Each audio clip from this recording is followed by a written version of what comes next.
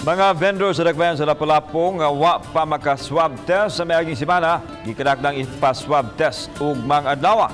Si Luan Merondina sa report.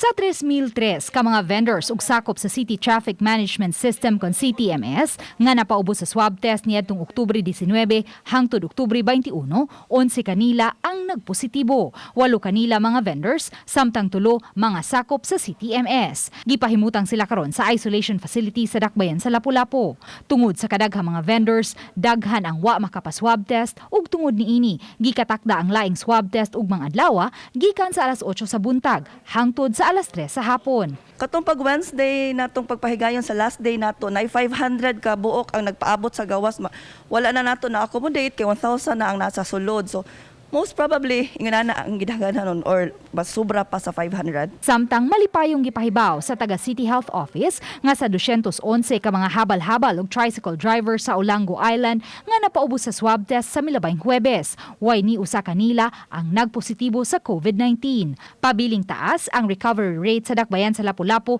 nga anaa sa 92.3%.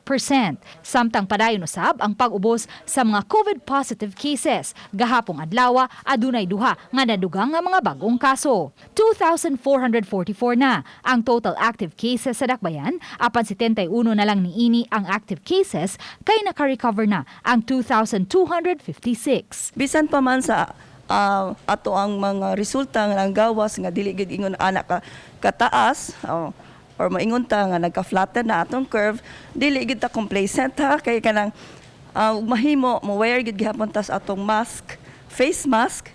Observe ta sa social or physical distancing ug mahimo mag-hand washing ta. Uban ni Godfrey Relien, Luan Merondina, Balitang Bisdak.